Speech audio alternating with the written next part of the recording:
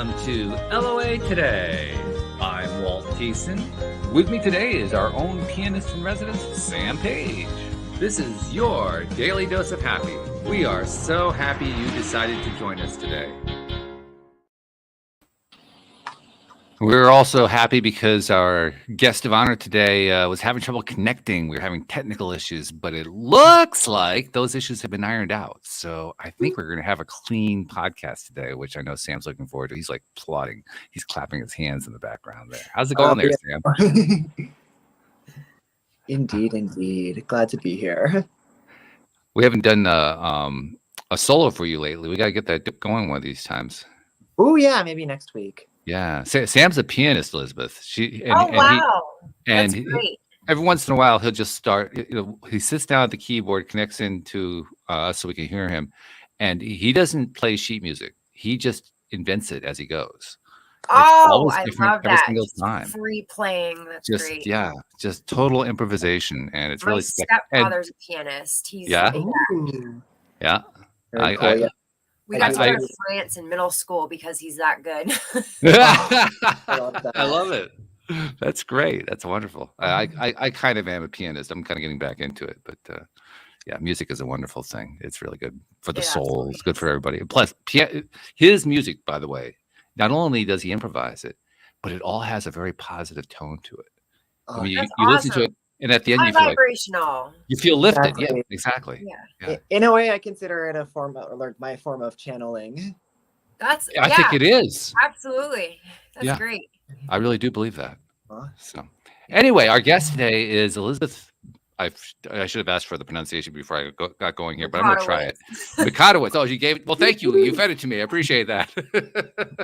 Happy to help. Elizabeth has a clothing and art line, which she's going to be telling us a little bit about. But she also has, we often get guests on here who have had traumatic experiences and so forth. And the storyline is pretty consistent. Usually they go through some rough stuff.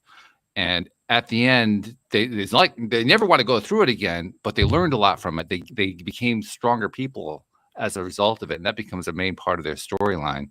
Elizabeth's case, it actually goes a little bit further than that because she's become something of a crusader within the realm that she found herself caught up in. But I'm going to let you tell the story rather than me trying to tell the story because it's your story, first of all. And second of all, you'll probably tell it a whole lot better than I do. So welcome to the program. How you doing? Thank you for having me. I'm really happy to be here.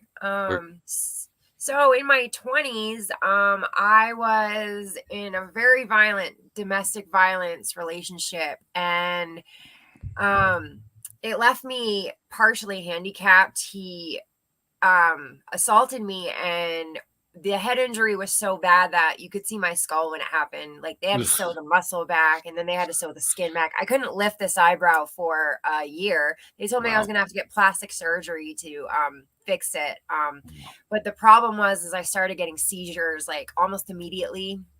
And that made me no longer able to care for my children safely. My daughter was a toddler, and I was literally like waking up on the ground, not knowing how long I was out for, with a 14-month-old running around. So this was like soul crushing because, there was nothing I could do to make that better. And the other thing was the doctors gave me opioids for it. And I took them at first, but once they told me I was pregnant, this is how I found out I was pregnant with my son. So I tried to refuse them, and they threatened me with Child Protective Services if I didn't take the prescription. And this is like 15 years ago or a little more, when they were still, Big Pharma was still pushing their opioids and, profiting off of the suffering of the American people. I think we do like 70% of the global prescription medications, and we make up 5% of the world. So we are literally doing all the drugs. And so they told me I was on too small of a dose to get addicted. We all know that's a lie now with how many lives have been lost to addiction. So the abuse got worse. My situation got worse. I eventually went to the battered women's shelter because now I lost my apartment because of him. And the last time he assaulted me, he strangled me so bad that my windpipe collapsed in on itself. Oh, God. So like to explain it sort of best that I can, like, you imagine your windpipe as like a tube of plastic. If you bend the plastic, it will have a crease, so it can go back to its normal, shape, but it will still have that crease. So it can easily collapse in on itself again. That's what was happening with my windpipe. And I would have to chug water to breathe. And these little fits would go on anywhere from 5 minutes to 45 minutes. Like if I hiccuped, that would cause it to happen. And I would just be panicking, like completely closed off airway, can't breathe. Yeah. And so, and then I find out, after he's gone and I'm in therapy, that you're 600 times more likely to get murdered by your significant other if they choke you. And that was like a really hard statistic for me to learn. Well, yeah, especially since you directly experienced it. Yeah. Right. And, he ended up going to prison, but I was already sucked into a life that I never wanted by the time he went. I went to Spruce Run, the battered women's shelter, and they turned me away with 2 beds open. They said my situation was too dangerous and my injuries were so extensive that it put the other women in the shelter in danger. The girl that got one of the beds, the guy didn't even hit her. He kicked her car. And that's absolutely domestic violence, destroying property. But, in comparison to my situation, where if I hadn't gone to the hospital, I would have been dead, and you're turning me away. So I had made a deal with my father that if they wouldn't help me, I would sign temporary guardianship over so he couldn't just show up and take my children. And I lost my health insurance because of that, any, public aid to help get me into new housing because I didn't have them in my care. I no longer had access to that.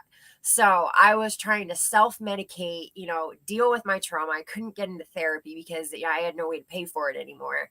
And, drug dealers ended up protecting me. They gave me places to hide. They gave me, drugs to sell, to work.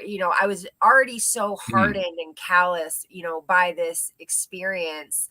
Like I didn't cry at all. Like I was just like shell shocked for years. And you were in pure survival mode. Yeah. And, I ended up getting sucked into a life I never wanted. And because I was so traumatized, it made me appear intimidating and tough. And I ended up moving up the ladder of, this underworld. And I ended up, running with some really dangerous people that the stuff you see in movies. Like I would like look on my life and be like, how did I get here? Like, how are these people like respecting me the way that they do? They don't respect women in any, shape or form, but, they are respecting me because, I showed, I just wouldn't back down. I wasn't scared of anything at this point. Like I wasn't scared to die. I wasn't scared to fight. I wasn't scared to, get my hands dirty if I had to.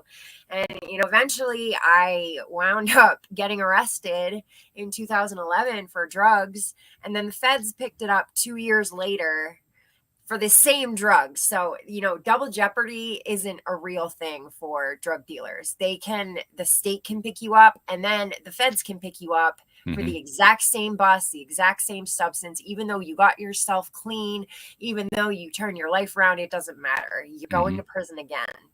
And so when I got to, the county, I did 16 months in the county, just waiting to go to prison. You get right to a speedy trial.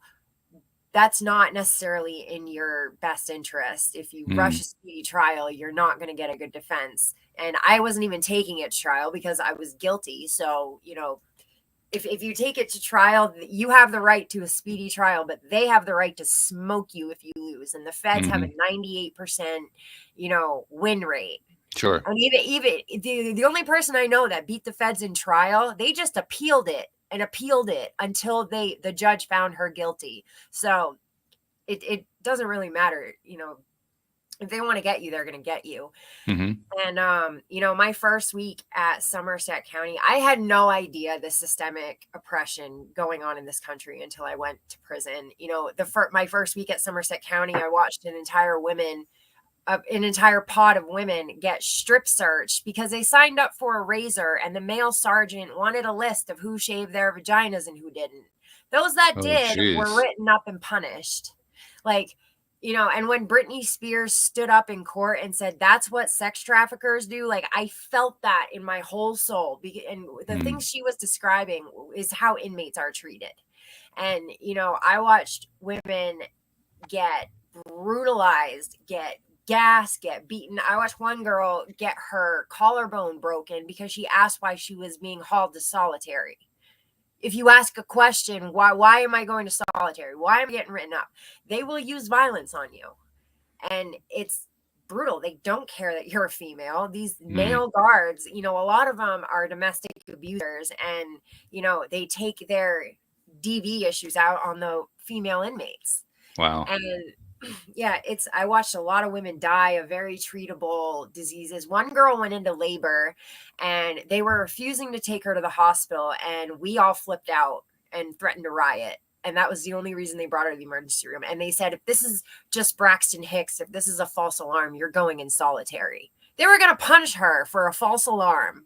You know, and I don't know if you have kids, but, you know, if you've dealt with a woman who's at the end of her pregnancy, it happens. Yeah. You have a false alarm for labor. If you don't want to pay for a pregnant woman's, you know, health care, don't have her in jail. Interesting theory. Yeah. Yeah. I mean, wow. Yeah. And it's so far out of the experience of so many people what you're telling. Right. And I'm sure the story you're telling is true and accurate, but it's just so far out of people's experience. I mean, Right. first of all, obviously it shocks people to hear it. Secondly, I think it kind of puts the brain into survival mode, just kind of, you know, out of sympathy. This is normal. This is like normal everyday stuff. Like these are and you know, when I was making a big deal about being forced to strip naked in front of cameras that men were controlling, all the other inmates were like, dude, calm down. We all have to do it. I'm like, I don't care if we all have to do it. It's illegal for them to have cameras in those cells. They're not supposed to strip you in front of cameras. Like, and it was a PTSD thing for me. Because my ex would trap me in the bathroom and make me get naked and be like, that's where you're going to die. And then he'd torture me and terrorize me for hours. So when I was put in a cell and forced to strip under duress of being extracted, maced, and when they extract you, they show up 10, 12 deep, all in tactical gear. They have electric shock shields. They have batons. They have these canisters of gas that are scientifically designed to take the oxygen out of your throat, basically, so you can't breathe. This is what they use on unarmed women and men. And, you know, it's not like they're dealing with a bunch of inmates rioting. They're dealing with one woman in a cell, you know, just asking, like, why do I have to do that? Why am I stripping in front of cameras? Like, that's like, and I asked to go in the shower, like, put me in the shower. I don't want to strip in front of these cameras, you know, for your male officers to watch. And because they would time it so that they would go to control, like the high ranking sergeants and lieutenants, they would go to control when they knew a woman was getting put in solitary so they could watch. It was a power thing. This is not a sexualized, you know, oh, they're attracted to us. No, it is a power trip thing. Like, and that's what people misunderstand about, you know, rape culture. It's not about being attracted to the woman. It's about, you know, the power and, you know, destroying her. And, you know, I filed a PREA against them, which stands for the Prison Rape Elimination Act. And this is how they're burying the abuse in prison. And this is one of the bills I'm working on. When I went to Alderson, when I finally got to prison, I filed this complaint. Anything sexual goes under PREA. So the fact they stripped me out in front of a camera, that would go under PREA. When they got the response back from Somerset County, Somerset County admitted to everything I was complaining about, but they deemed it unfounded. Like, they basically said, yeah, we did it and it's fine. So it wouldn't go any higher. So if you deem something unfounded, they get to do their own investigations, and then nobody else looks at it from an outside source. So when Alderson got the response, they wouldn't even let me hold it to read it myself. They read it to me and then told me I couldn't have a copy of it. Now, when you get out of prison, you have 100 days to file any type of official complaint. But the first thing they ask you is, okay, do you have the paperwork? Where's the Mhm. complaint? Well, I did, but they wouldn't give it to me. And that is how they are just burying all this abuse in there by Hmm. not giving inmates the paperwork. And there's, by law, they have to give it to us if we request it, which I did. But they know there's no consequence if they don't. So the Hmm. bill I'm shooting for is to hold these facilities financially accountable for every day they stonewall an inmate and refuse to hand over paperwork. And, you know, after I got out of prison, Alderson, those same officers that wouldn't let me have the paperwork, the captain and 4 of his subordinates all got arrested and got convicted of raping and stalking inmates and tampering with PREA evidence. So it wasn't just me they were covering, covering for and Hmm. stonewalling. It was Hmm. dozens of other inmates, and those inmates got it way worse because they actually got, raped. And they just buried it. The captain only got 10 years for raping over a dozen inmates. Hmm. I mean, that's how much value they put on our lives. Hmm. If they had done that to regular women that weren't inmates, he'd be in there for life, probably. That, Hmm. 12 convicted, Oh yeah, I hear rapes, what you're saying. you'd be screwed. And so this is how they bury it. And I'm also pushing for a bill that makes it so cops are like correctional officers. Like an inmate can't consent to any sexual actions because we're helpless. Sure. We don't have, they have authority over us. Hmm. But cops, there's that consent rule. They can use, oh, well, she wanted to. They can still use that. And my thing is, like, as a woman who's been to prison, if a cop were to come on to me and I said no, like, the only thing I'm thinking is, what am I going to go to jail for when I tell him no? Hmm. They have Hmm. power and authority over us. We can't say no to them, without consequences. And the fact that they're using their badge to get laid on taxpayers' money is disgusting anyway. Yeah. They should not be allowed to get any sexual gratification on the job or use their badge to try and bully a woman into having sex with them. So I think cops should be the same as correctional officers. There's no such thing as consent. They just have too much authority over us. Okay. A couple things I need you to clarify, just because you're naming some facilities that I'm not familiar with. I don't even know where Somerset is located or anything like that. I Maine. thought, so we're talking about Maine. All right. Yeah. Do- Alderson is a federal prison in West Virginia. Like they okay. sent federal inmates get sent all over the place. And, they, until I got sentenced, I was held in Maine in the county jails. And then once I got sentenced, they shipped me all the way to Oklahoma. Hmm. Then I went back to West Virginia. Like you have to go to Oklahoma to get to West Virginia from Maine. Like Yeah. they spend so much money with their traveling, with their ridiculous travel, routes.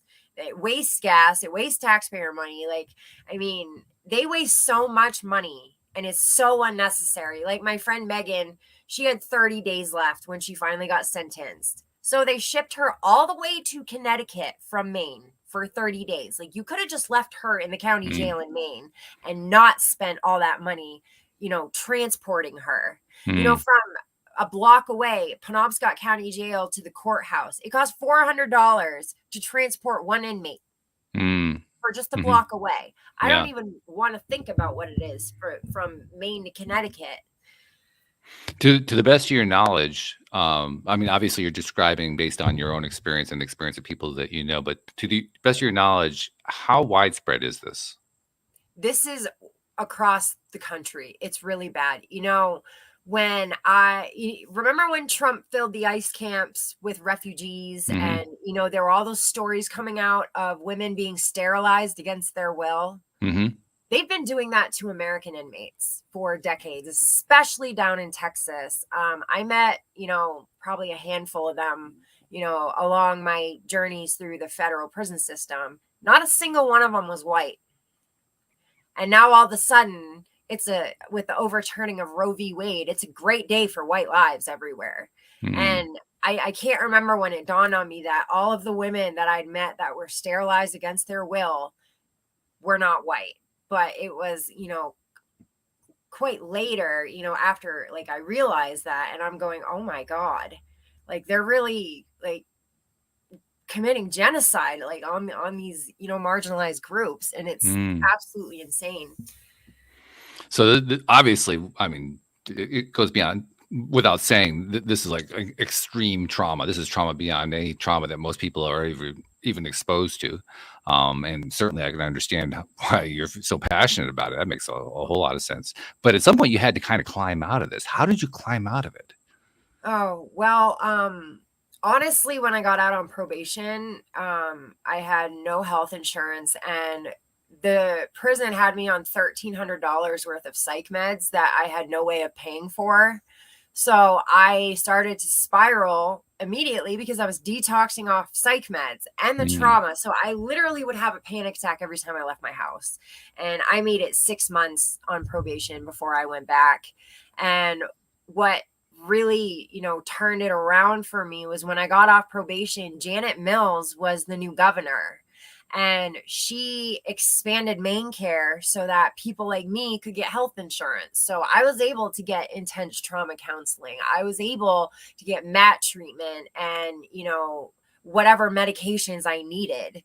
And that was really like the game changer for me. It was a lot of hard work. It was, I went through a couple month period where I didn't leave my house. I went through this complete agoraphobic stage where I was just terrified to leave my house. I couldn't even go to the store.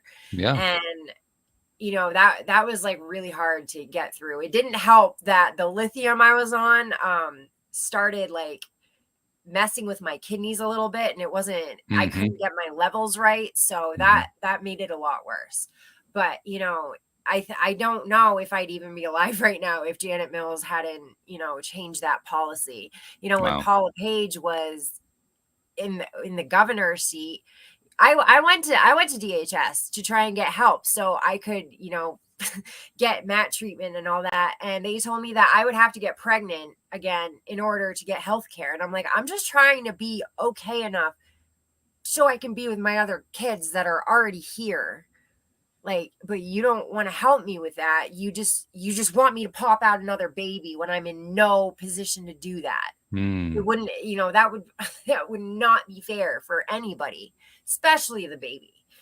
And it's just really kind of ridiculous. And I remember being in prison and Paula Page getting on TV saying black thugs from the hood come up from the cities and they impregnate our white women and flood our streets with drugs. And I'm sitting there like, I was a drug dealer. I was like involved in getting these drugs into the state. And you mean to tell me that these inner city kids who are more likely to join a gang than, graduate high school, to come up to Maine and they can quadruple their money? Like, it's not even believable. Like, the truth is you have white addicts, white police informants going down to the hoods and getting these people and bringing them back up. So these police are getting a higher quota, and like they're just setting these dealers up, one after the other. I remember this one girl who was involved in 5 overdoses and they never arrested her. She was there for 5 deaths and they never arrested her because she was working for the cops. She was selling drugs in a school zone, and she would bring out of state dealer, one after the other, and they would all just go to jail. And this is a problem too. They're letting the biggest criminals get away with the worst of the worst because they agree to be an informant. This is not helping society. This is not justice. These informants are going after people in recovery and like getting them to go out of state and getting them, bothering them to the point where like this one girl kept calling my friend up over and over again. He was working, he was clean, he was out of prison, he was done. She would not stop blowing his phone up for him to go get her drugs. And once he did, she wore a wire on him and sent him back to prison. Like, he never would have even gotten back into drugs or done anything, rap daily informant. Like, I understand if you're a drug dealer standing on the side of the road trying to sell drugs, you know, they're breaking the law, but don't go after people who are in recovery trying to better themselves because you want, you know, the prison numbers. And that's what it's all about. It's all about profit. I mean, a hospital saves $350,000 a year contracting their linen to be washed by inmates instead of paying regular Americans a minimum wage. Not even a living wage, just a minimum wage. And this is what it's about. These corporations are getting an army of free workers that we were getting paid $5.25 a month to work 40 hours a week. And they work you hard. I mean, some of these inmates were fighting wildfires, were moving dead COVID bodies, like, and you're paying them pennies a day. Like, this is modern day slavery. They just rebranded it to, you know, rehabilitation, and it's not. You're traumatizing people worse, and you're making it so they can't even function normally out in society. You are obviously very passionate, and quite understandably why you're so passionate about it. I'm still curious to know a little bit more about your story and how you got to where you are now, because well, you told us happened when the governor made some changes that made it possible for you to get treatment. But at some point, you also had to take steps forward in terms of rebuilding your own life. That's the story I want to hear at this point. How did you rebuild your life? Well, I had to change my mindset, and I had to stop hanging out with all of my old friends.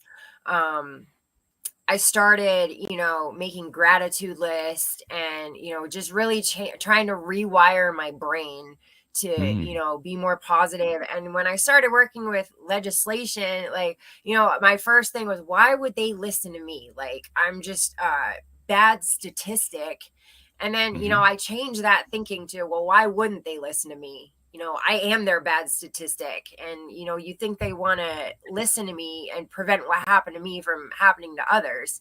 And, you know, you have to stay positive. You have to, you know, I got into, like, my friend taught me about the law of attraction and, you know, just positive mindset and how much easier it makes your life. It's not like an overnight miracle, you know, fix everything, but it really is helpful, you know, writing things out and, you know, writing what you want down instead of, you know, focusing on what you're afraid of. And I'm curious, when you first got exposed to that idea and were considering doing it, did it take a lot for you to go and try it, or were you resistant? I mean, how was your mindset dealing with trying to get this new mindset? well, you know, that they had a class where they showed us The Secret in prison, and I was like, interesting. And, you know, my friend Tamika, she would always meditate and be talking about the law of attraction and manifestation and, you know, binaural beats. I found binaural beats when I got out of prison, and I listen to them when I go to sleep. And it really helps just, you know, slow my brain down, because I mean, I'll stay awake, total insomnia from trauma. And, you know, that's your body's way of protecting itself. It doesn't let you go to sleep because you know, you're vulnerable when you're sleeping. So that was like a really hard thing. Yeah. And that was really hard, you know, to deal with and overcome. And I still have to work on that. I have to eat like no processed foods. I have to eat like healthy, or my sleep patterns, you know, they go all over the place. And I started going around to businesses in Bangor and talking to them about doing, you know, an art show, because sometimes they'll do like sidewalk artists and, you know, all that stuff. And during the pandemic, I did an art show during Addiction Awareness Month. And then I joined the Bangor Art Society and started doing shows with them. And I also contracted my own cleaning jobs, because working in like a regular setting where people would come and go and I have to deal with the public was too much for me. Sure. So I got my own jobs where I'd work by myself and I wouldn't deal with anybody. I was clean, and then, you know, and I also during the pandemic, I found the company Legalariste, and they turn your art into like a wearable clothing line.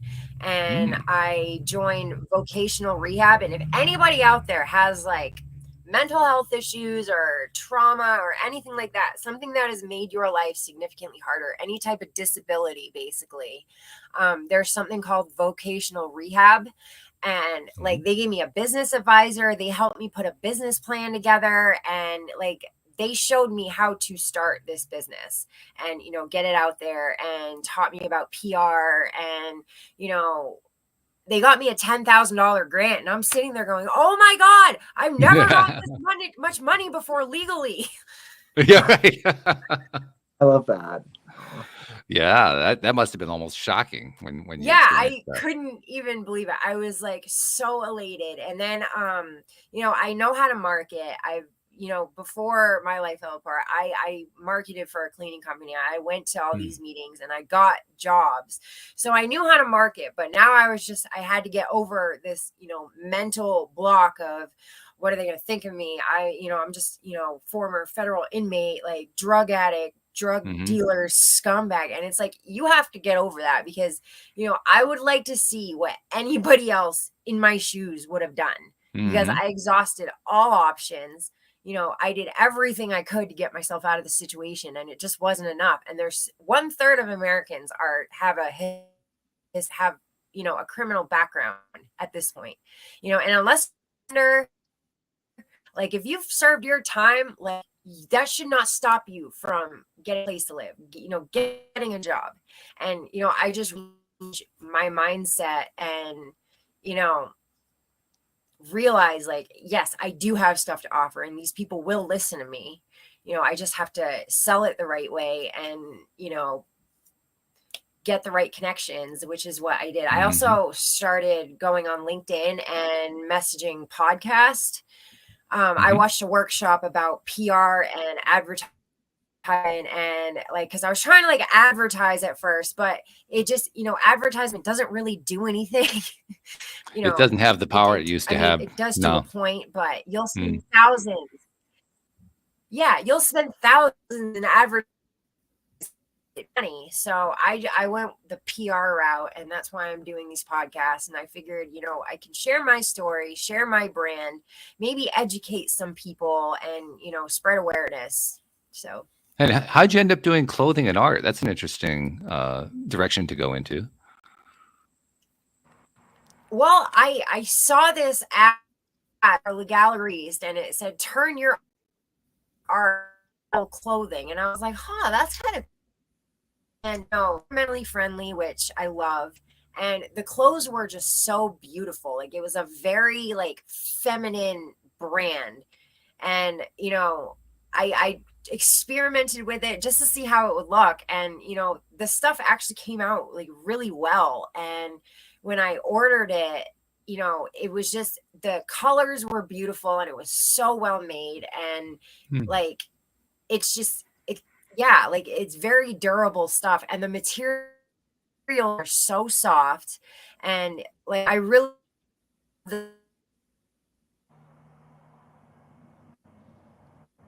Looks like the technical issues are getting in the way in a big way right now, unfortunately. I know that. Yeah. Well, while we're waiting for her to come back, Sam, why don't I come to you? I mean, you've been listening very quietly to this whole story. Give me like your input right now. What are you thinking and feeling? Well, so the story up until where things started to improve, just so much of was very shocking. And I think the fact that it was a lot of that was considered normal was the most shocking thing to me. And just like the perspective of these men and how they think it's like okay to treat human beings the way they did. Quite horrifying, but it's very interesting. But I love that she's able to turn this around and like probably put some of that into the art and there she goes. Hope she can come back. But she's probably reconnecting. I think that's actually, we just saw her connection go off screen. That's probably a good sign, actually. Yeah. Who knows technology? But then, yeah. And one thing that really stood out also when she was talking about how she kind of was getting herself out of that is mindset, which is something we talk about a lot on, like how perspective came into play in the earlier part of the story, but then how also mindset, like helped her get out of it and everything, and it channeling into the art. Like I was looking at the website, and it is beautiful art, and I love that. I would wear some of that. Her art is quite beautiful, and we'll include a link in the description of today's episode so people can check it out for themselves, because it is quite beautiful. I was struck by the fact that she starts talking about mindset. She talks about how she saw The Secret and was learning about law of attraction, and a moment later she's talking about how she had a $10,000 grant. And I thought, okay, yeah, well, look what I mean. Even if you're in the depths of despair, horrible trauma, your mind has been messed with, your life has been messed with, your body's been messed with, and yet she still manages to find a way to realign herself just enough to get that grant money to come in that helps her start a business. Like, wow, that is beautiful. I love that. Isn't that something? Yeah. So in the midst of a horrific story, all of a sudden light comes in. Absolutely. And that's inspiring, really, to hear that, like, really anything can be turned around, and you never know. It is inspiring. It's one of those, I mean, we get various experiences from, stories that people tell who are visiting us here on the program, right? I mean, they come from all walks of life. They have all kinds of different stories, different kinds of traumas and so forth. Some extremely severe, like in this case with Elizabeth, others much less severe. Interesting, though, how it's always the same story. They go through this terrible stuff. They learn from it. In many cases, they are still working through it. I mean, you could just tell the anger that Elizabeth is still feeling, quite understandably. I mean, it's palpable. It's like, well, you don't have to explain it. It's right there. You can feel it. And yet, even with all that, still the growth happening, still the change happening. I mean, that's inspiring all by itself. Absolutely. Yeah, no, I think that's beautiful. It makes you feel like no matter what's going on with your life, no matter what it is, no matter how rough it seems, no matter how difficult it is, you hear a story like that, you say, wow, maybe there really is a chance for me. Maybe I really do have a possible way of getting out of this mess that I found myself in. Absolutely. Yeah, no, nothing's impossible. Nothing's impossible. Yeah. Did you have any Taya moments while she was telling her story? I think the main thing was when she was talking about mindset was the first thing that really struck me as Taya, but a lot of, I don't know, I'm still processing a lot of what she said. Well, I was thinking about specifically when she talked about the journaling, writing stuff out. Oh yeah, I forgot. Yeah, no, that actually did resonate with me, because that was one of the first things she said, and the part where things were turning around, and that's definitely something that resonates, because that was something that I started a little bit before Taya, but then definitely more so after, or during and after, and just how appreciation is like very Taya and very like paramount to kind of one's well-being in general, and getting out of dark spaces into a better headspace and everything. And there's something to be said for the writing part of the journaling. I mean, I've documented here many times how I was resistant to journaling, and to a certain extent, I still am. To be perfectly honest, let's be very bluntly honest, I resisted at times. Sometimes I just do it because I need to, but other times I say, no, I'm not going to do journaling. No, thanks. That's fair. Oh, no. But nevertheless, the stories that keep coming out of it, we heard it all the time when we were in the Taya boot camp, each one of us. We hear it through the guests that come through here. When the people actually sit down to do the journaling work, to actually do the writing on a fairly regular basis, the stories are all about how powerful it is, how literally it is probably one of the most effective release mechanisms that we humans have come up with. I think so, because you can think all the thoughts all you want all day, but like actually having them down in writing and stuff like kind of makes it more real, for lack of a better term. It does. It's like it almost flows out of your fingers. It's like you're releasing it through your fingers and through the pen, right? Yeah, exactly. Like the pen is a method, like almost channeling yeah. The pen is channeling. Well, it is in a sense. It really is. Oh, I love that. It's true. And that's what I was thinking about when she was telling that part of the story about how the journaling had made a difference for her. And she didn't give us a lot of description of that, primarily, I think, because she still had a lot she needed to tell us about the traumas that she went through. But you could just tell in her voice. Absolutely. That struck me in a positive way. Well, we haven't had her reconnect in. I'm hoping we're going to get her back fairly shortly, because here she comes. I see a connection coming in right now. We'll give her a moment to get the video going and so forth. Okay, here she comes. Bring her back in. Unplug it. You made it! Hooray! Sorry. That's all right. We've been doing a little analysis since you've been going, talking about the things that we're picking up from what you were talking about. And Sam and I were just talking about how you mentioned the journaling and how the journaling had made a big. Oh no, we got a screen freeze. Oh, are you there? Oh nope, you're moving again. Good. All right. But the journaling had made such a big difference. And talk a little bit more about how that journaling helped you. Well, I started writing in prison, like as something to do. And there was this great guy who would come in and teach a writing class to us. And, you know, all the volunteers that go in and volunteer to get the inmates out of the pod for just an hour, whether it's church, recovery, or a writing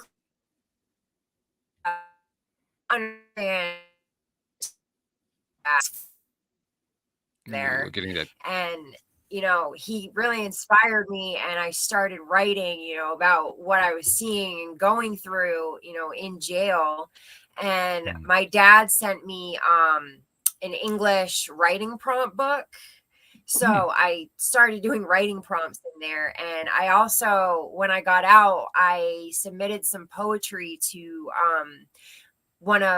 some writing contests that the Together place was having. They're a recovery network, and they do a writing contest every year. And then they publish all of, you know, the poems and stuff, or the ones that make the cut. And I won 2 years in a row.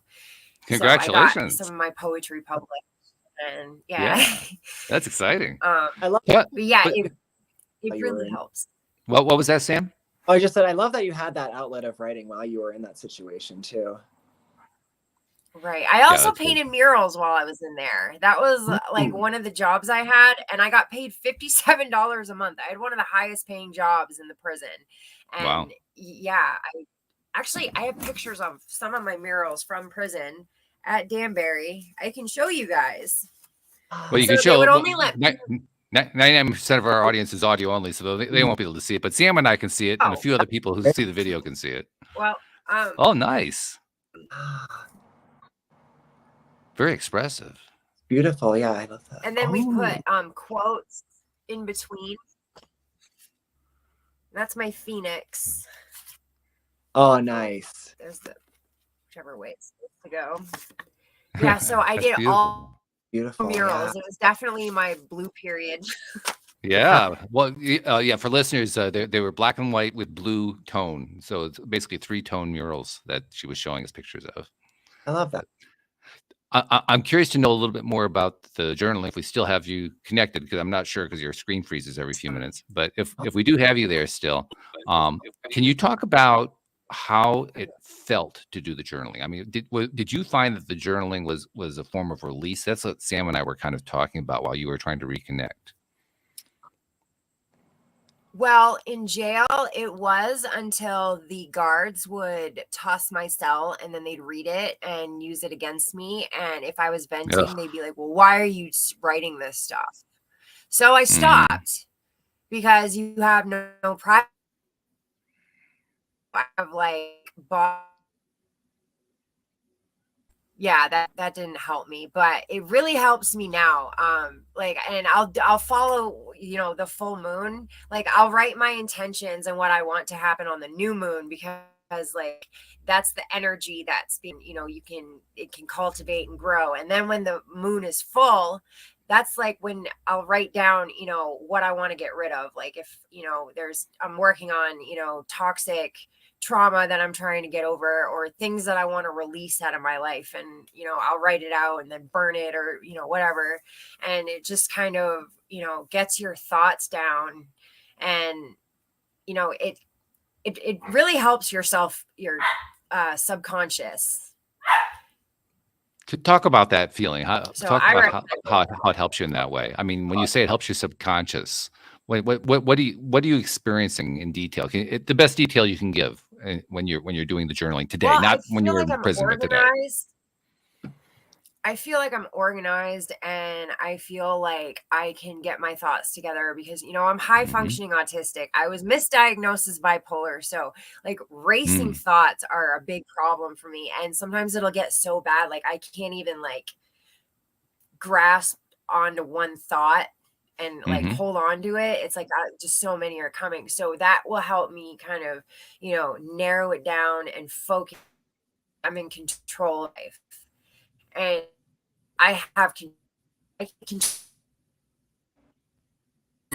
you know, stuff like that. I can't control like people, places, but I can control what I write. I can control, you know, my goals. And, you know, it gives you kind of like your own power back. Yeah, there's an empowering aspect to journaling, isn't there? I don't personally, for myself, I didn't know it was there until I actually tried it. Before that, I thought it was a bunch of nonsense. Yeah, so did I. You did, okay. Write my feeling. And I think one thing you said, Elizabeth, that's and then after the cops, like. Oh, go ahead. You froze for a second, so he tried to say something, and then you came back, and that's what happened here. Yeah. But yeah, I think just there's something to be said about like what you can versus what you can't control. That really stood out to me. That's been something that I've been thinking about lately as well. Right. And I think that's why I like art so much, because like I am the god of be destruct, you know, in beautiful. It can be what it be. And I can control that, and I can make it as beautiful or as horrifying as I want to. And you know, you got to take the small wins, even as tiny as they are, because you know you have to let go of this, you know, I'm going to control everything. And that's a trauma response, you know, because you're trying to control your environment around you so nothing bad happens to you again. And there's really no doing that. So it comes down to, how are you going to respond? You can't control what happened necessarily, but you can control your response to it. Absolutely. And unfortunately, Elizabeth's signal is causing really a lot of problems. Too. Okay. Sorry. No, it's not your fault. That your signal's just cutting in and out. You can't control that, and you know, so we're just getting through the best we can. But what we are getting enough of what you're saying, yeah, they that were doing, you know, maintenance, we're picking it up. Definitely. And a lot of what you were saying also, just like with your art, you have full creative control and you're creating your own, like that resonated with me because it's kind of the same with my music and stuff. So I appreciate that. And yeah, it's like just your own world you can kind of create. Right. Yep. That's really good stuff. All right. So you created the clothing line and the art line, and you got that going with the help of that financial contribution that was made. Talk about what happened after that. I mean, how I get the very strong impression how your life has been improving since then. Talk about some of those improvements. Well, we actually moved out of. I got break to low in Bangor. It was being sold in the community, and that was really cool. And I have a couple stores down here that are interested. I'm waiting to hear back from the owners. I also plan on going to like vendor shows and vendor events. So I've got some like events like that lined up that I'm really excited about. And yeah, like you just have to have the guts to try, honestly. And you know, I'd still be probably super depressed and, you know, on the verge of relapsing, you know, if I hadn't found this, you know, new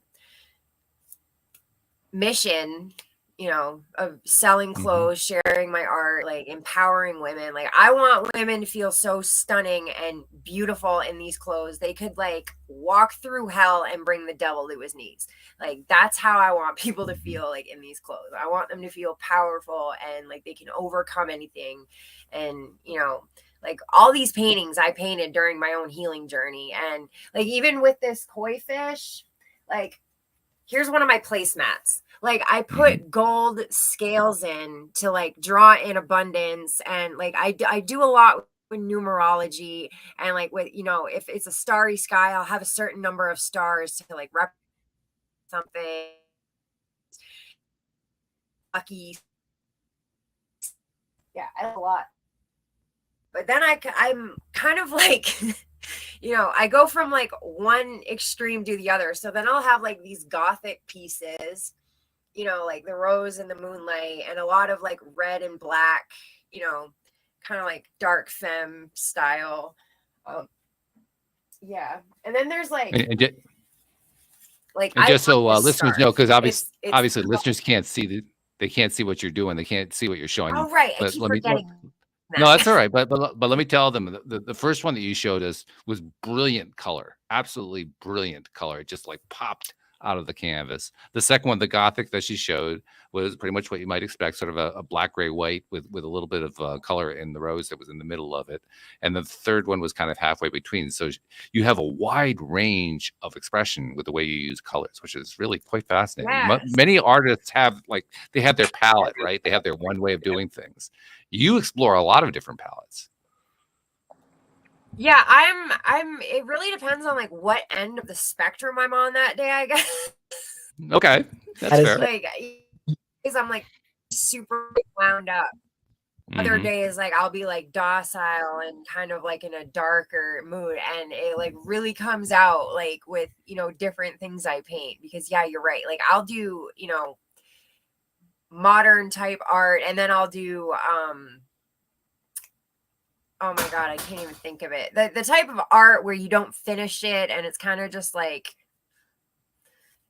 it could be interpreted as like other things, not expression. I don't know what it's called. My brain damage.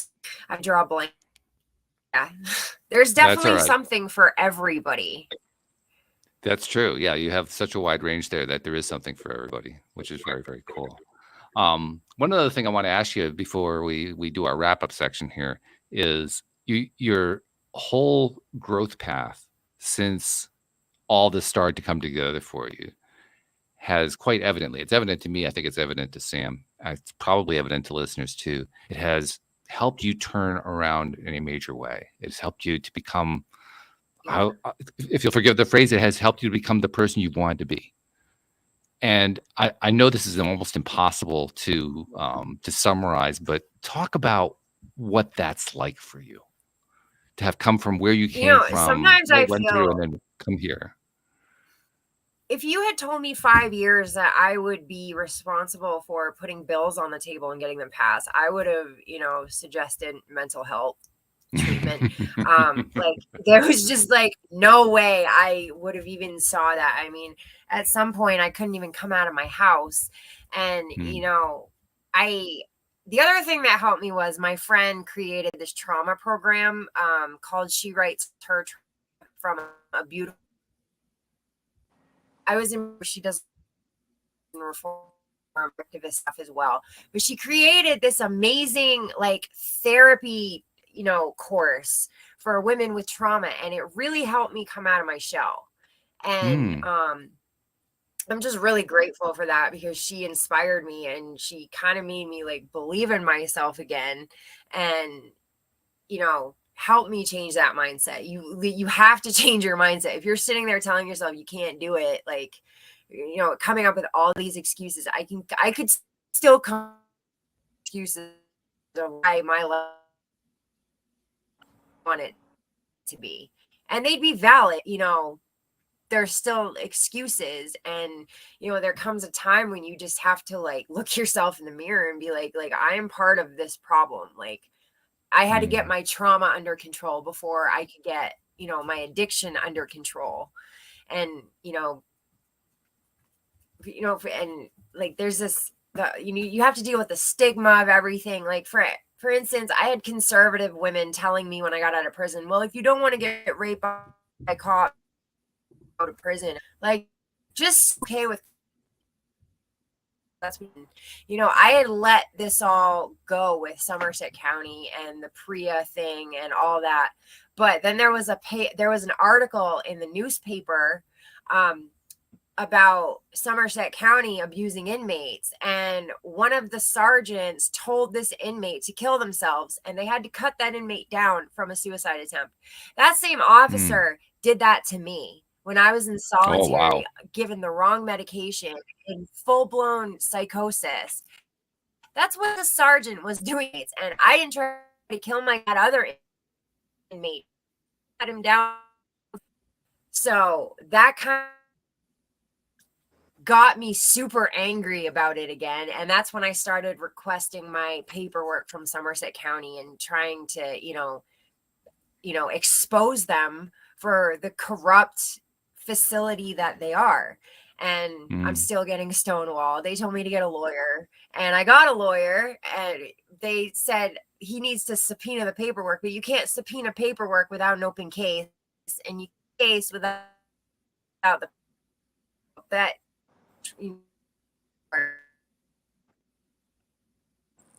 inmates keep dying there. And I'm just, it gets so one story after another, and nobody's doing anything about it.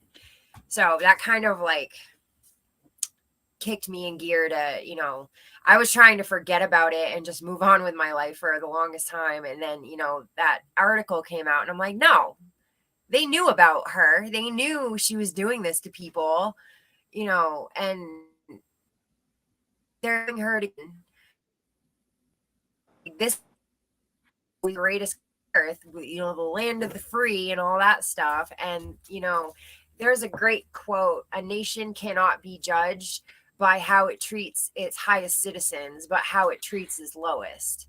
And, I totally agree with that. And we fall short of, treating our lowest members of society with any dignity or respect or, human compassion. Well, this has been quite the visit to hear your story and to learn what you've done to not only turn your life around, but also do your best to help other people as well. Tell people before we finish up, first of all, how do they find out about your clothing and your art? We will put it into the description, but we want you to tell it too. How do they find you? Yeah, you can find it at legalleryst.com/en/Elizabeth.Mikotowicz. I am also on Instagram and TikTok. The handle is the same. It's EP_1111. And I am doing a series.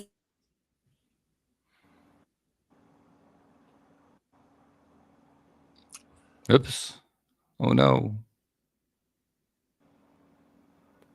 Well, we may have to just put the link in and let people find it that way, because unfortunately it looks like Elizabeth got cut out again. Got most of it. We got most of it. Yeah. Well, again, the link's going to be in the description, so people will be able to pick it up there. But I also wanted to give her my last bit that I do with everybody, and I don't know if I'm going to be able to do that. So, all right. Well, I'll give her a minute here, but I have a feeling she's having to go through that reconnection. She'll probably be, will probably be done before she's able to reconnect.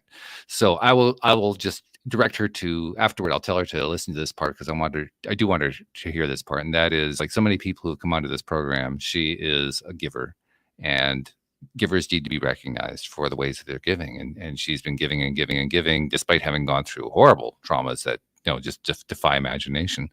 So Elizabeth, when you're listening to this part of the program, I want you to know that there are many people that you've never met, and that you've never seen, never will meet, never will see, whose lives you've affected for the better by the work that you're doing, not only on yourself, but also for others. So on their behalf, thank you for what you have done and what you continue to do. And we wish you all the best in your own journey as you continue to climb out of that horrific cauldron that you were stuck in for so long, and you're rising like the phoenix. I mean, it's really exciting to watch. So, Sam, any last comments before we disconnect today? Just that I really appreciate you sharing your story and all the work that you're doing now to help others not go through the same thing. And just the art is so beautiful, and I loved hearing from you. Yeah, good stuff. So thank you, anybody. We had people in the live stream. Thank you guys very much. Thank you to our podcast listeners everywhere, and we will see you all next time here on LOA Today. Goodbye, everybody.